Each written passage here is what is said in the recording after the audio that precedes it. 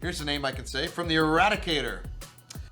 People of the verse, hello and welcome to this channel. This is the Eradicator, and today we are going to talk about Microtech, and especially we are going to try to answer the following question: why is there nothing to do on Microtech? Star Citizen Alpha 3.8 marked the debuts of server-side object container streaming, which enabled further progress being made in the Stanton system. It was the sine qua non that would have prevented Microtech from making it into the game had it not been ready on time.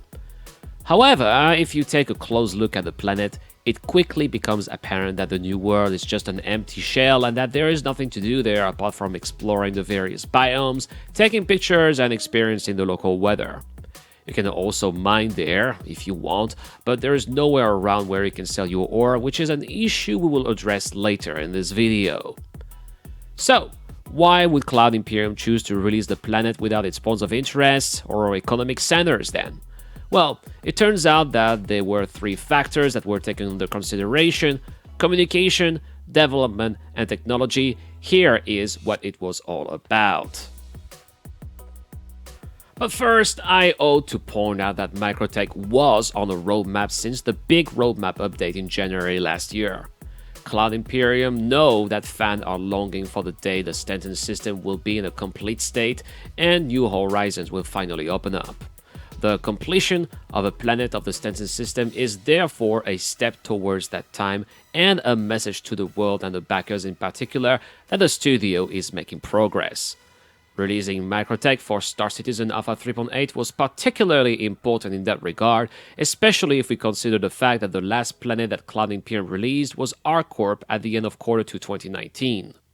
Not releasing Microtech at the end of Q4 2019 would have sent the message that the game is stagnating to backers, to naysayers, and the world as a whole, and I believe that it is a bad press Cloud Imperium wanted to avoid. The second reason that may explain why there is nothing to do on Microtech right now has to do with development reasons, and this is again something that was very well explained by Todd Pappy in last week's edition of Star Citizen Live. You see, normally when a new moon or planet is made available, it features at least some kind of economic nodes like outposts or drop-off locations such as shelters perhaps, but there is none of that on Microtech at the moment. The fact that the only mission in the Mobiglass bound for Microtech takes you to Port Tressler perfectly illustrates that. The reality is that every single landable object in the verse had to be redone entirely because of the implementation of Planet Tech V4, more on that later. And this, according to Chris Roberts himself, took 2 months to do, which is mind-boggling to me considering how long it took until now to get us to where we are. And redoing every single planet and moon did not, of course, involve redoing all the terrain and distribution of the biome, but also the reconstruction of all of the outposts scattered around the verse as well. We can therefore easily comprehend that Cloud Imperium barely had enough time to make sure that the previously existing elements of the verse were functioning properly, and that, as a result, they had no time at all to dedicate to the verse's latest edition, Microtech, which is why not only were New Babbage interiors delayed to Star Citizen Alpha 3.9, but also the various outposts and points of interest such as the lab that we got to see during last year's CitizenCon demo. Now, there's one more thing I'd like to add before we talk about the technological aspect of things, and that is the fact that miners can't sell their ore at Port Tressler and have to travel long distances and thus risk losing it all in 30k hours. This was a mistake on Cloud Imperium's end that Todd Pappy conceded, and this should be fixed, hopefully with a much needed and anticipated Star Citizen Alpha 3.8.1, which is in a PD right now, by the way, in case you didn't know. So by then, hopefully, if you are a miner and you have a miner ship, then there should be something to do on Microtech until Star Citizen Alpha 3.9 is finally available by the end of this quarter. And so, this leads us to our final reason as of why, as of now, Microtech is void of any interest: technological development. Now, don't get me wrong, I am not saying that technology is not here to bring us Microtech and something interesting to do there simply because it is here. I'm saying that technological development does take time and resources, and that it certainly did take a lot of resources to bring us Microtech by the end of last year. You see, server-side object container streaming was not the only required new tech for the release of the icy planet. Cloud Imperium also needed to complete at least 2 other pieces of technology, those being Planetech V4 for a more realistic rendering of planets and moons and to make a planet as complex as Microtech feel believable, and the Weather Effect Tech to bring Microtech its signature snowstorms. The implementation of Planetech V4 required, however, all existing planetary body to be redone. Each landmark, each outpost, each mountain range, each sea or ocean had to be redesigned procedurally, but still under the watch of a developer nevertheless.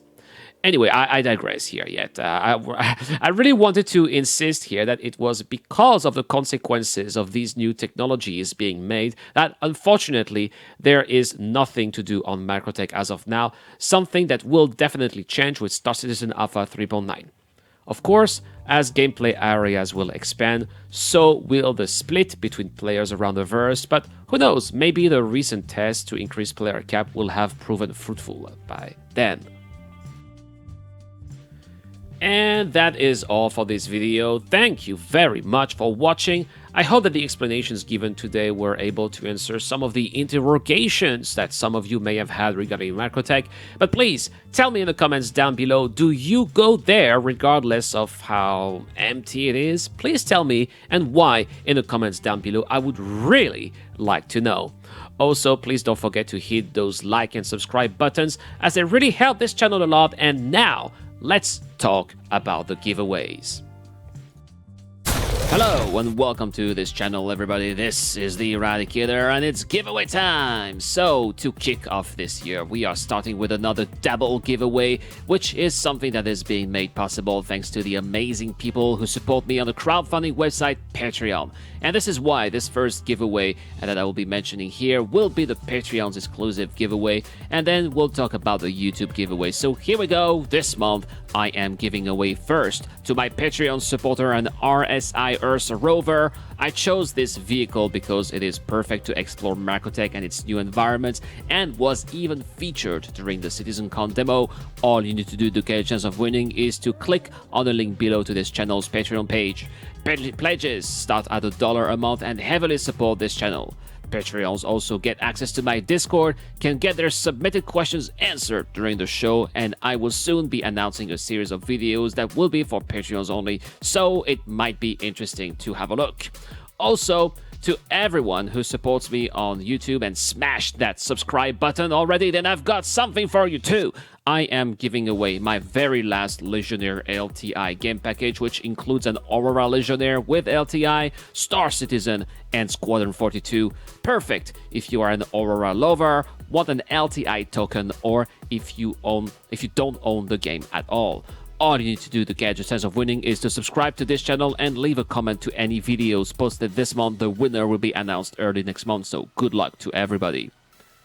And that's all for this quick video. Thank you very much again for your support. It really means the world to me, and I will see you tomorrow for more Star Citizen content. This is the Eradicator. I am signing out.